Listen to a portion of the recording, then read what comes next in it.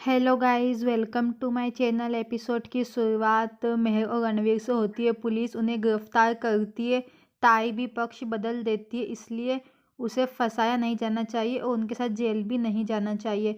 फिर उन्हें बाहर निकाल दिया जाता है, जबकि सुरभि और कार्तिक अपनी फैमिली के साथ खड़े होते हैं। ताई और प्यारे का सामना करते हैं, जिसमें रघु, शांति, हेमा और वो सब शामिल होते हैं। ताई भागती है, जबकि प्रेस के पास एक फील्ड डे होता है, जो मेहर और रणवीर द्वारा राहुल की मृत्यु के बारे में रिपोर्ट करते हैं। जैसे ही उन्हें पुलिस वैन में बिठाती है, ताई कमिश्नर से कुछ मिनट के लिए उनसे बात करने की अनुमति मांगती है। वो फिर उसको अनुमति दे देता है। जैसे ही रणवीर और मेहर को पुलिस वैन में ले जाया जा रहा होता है, ताई दौड़ती है और उसको बताती है कि कैसे उसे ऐसा अंदर करना पड़ा, क्योंकि उनमें से एक को बाहर रहना ज़रूरी था। फिर उन पर नज़र रखने के लिए और उसे आश्वासन दिया कि वो उनके साथ है और जब तक वो बाहर नहीं आ जाते तब तक वो नहीं थमेगी। वो पूछती है कि क्या उसे तुरंत कुछ करने की ज़रूरत है। वो ताई से कहता है कि जिस दिन वो यहाँ से निकल जाएगा, वो उन दोनों का नाश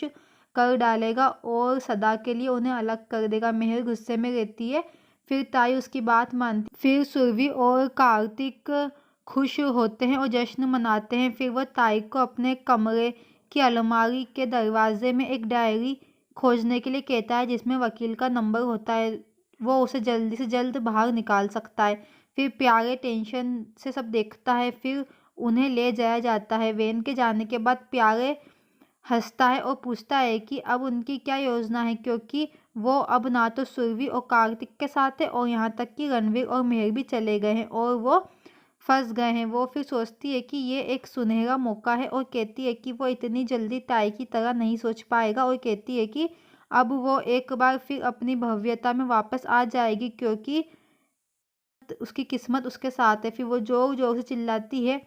वो फिर अंदर जाती है और उनसे कहती है कि वो लोग यहाँ से चले जाए, क्योंकि उनके पास यहाँ रहने का कोई हक नहीं है और ये इनका नाटक बंद करे। वो उन्हें ये कहते हुए विदा कर देती है कि अब वो यहाँ अपने आलीशान महल में रहेगी। वो सब चले जाते हैं। बाद में प्यारे उसके पास आता है और उसे फल खाते हुए खुशी से आराम करते हुए देखता है। वो हैरान और उलझा हुआ रहता है और पूछता है कि मामला क्या है और वो उन्हें वकील क्यों नहीं दे रही है और इसके बजाय यहाँ आराम कर रही है। वो उसकी दुर्दशा पर खुश होती है जब वो बात करता है कि कैसे चीज़ें उसके कंट्रोल से बाहर है और यहाँ तक कि उसकी पत्नी ने भी उसे छोड़ दिया। वो कहता है कि उसे कुछ पता नहीं है कि क्या हो रहा है। ताई खुश होती है और उसे स्पष्ट रूप से सोचने के लिए कहती है, क्योंकि वो वकील नहीं भेजेगी और भाई और बहन को इतनी आसानी से जमानत पर रिहा नहीं करेगी और उन्हें जेल में सड़ जाना चाहिए और असहाय और थोड़ा परेशान होना चाहिए और उनके अहंकार को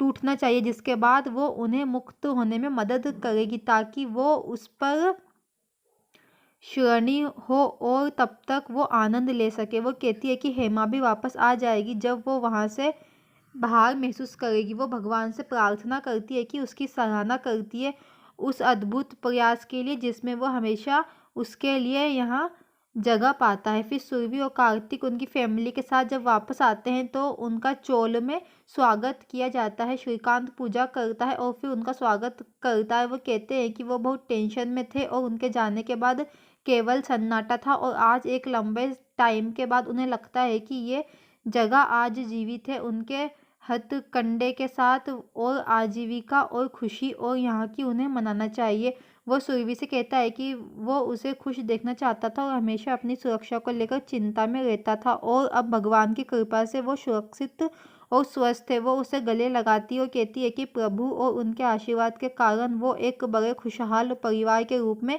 एक साथ वापस आ गए हैं। श्रीकांत ने उसे यहाँ बात ना कहने के लिए कहा ताकि कोई उन पर बुरी नज़र न डाले।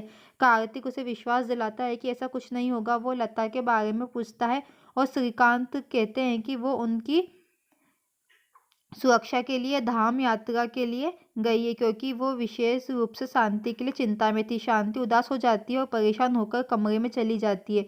सुरभि को खुश करने के लिए उसका पसंदीदा वड़ा पाव मिलता है। वो शांति से पूछती है कि वो क्यों रो रही है, क्योंकि वो सभी बहुत खुश है। शांति दूर हो जाती है। सुरभि आती है और उसे शांत होने के लिए कहती है, क्योंकि उनके साथ जो कुछ भी हुआ उसमें उसका कुछ भी दोष नहीं था, क्योंकि चीज़ें हमेशा इच्छा के अनुसार काम नहीं करती। शांति कहती है कि जो हुआ उसे भूलना आसान नहीं है, क्योंकि उसके जल्दबाजी के कारण ये परेशानी हुई। सुरभि कहती है कि उसने खुद धोखा दिया है, फिर वो खुद को कैसे दोष दे सकती है, और उसे भविष्य में आगे बढ़ने के लिए कहती है। वो उसे उनके बारे में नहीं सोचने के लिए कहती, क्योंकि वो प्रत्येक समस्या को पार कर मजबूत हो गए हैं और अब वो एक पूरे परिवार बनने की राह पर है, और शांति से आने वाले बच्चे पर ध्यान देने के लिए कहती है। वो शांति को गले लगाती है। कार्तिक उसे दूर से देखता है और उसे अपना आश्वासन देता है। सुरभि उसको देखकर मुस्कुराती है। जैसे ही सुरभि कार्तिक द्वारा तैयार की गई रोमांटिक डेकोरेशन देखती है, उसे कार्तिक द्वारा ले जाया जाता है, क्योंकि वो उसे अपने हाथ में ले जाता है। सुरभि और कार्तिक फिर डांस करते हैं और खुशी मनाते हैं, और इसके अंत में एक दूसरे को गले लगाते हैं। फिर जबकि रणवीर जेल के पीछे खड़ा होता है और मेहर गुस्से में जलती है और सुरभि और कार्तिक के कारण अपनी विफलता को पचा पाने में असमर्थ रहती है और नाखूनों को खरोंचना शुरू कर देती है। वो उनके विश्वासघात को याद करती है और ज़्यादा से ज़्यादा गुस्सा होती है, और वो उसे शांत करता है, जबकि वो उससे बदला लेने की कसम खाती रहती है। वो परेशान है कि उसे कैसे संभाला जाए।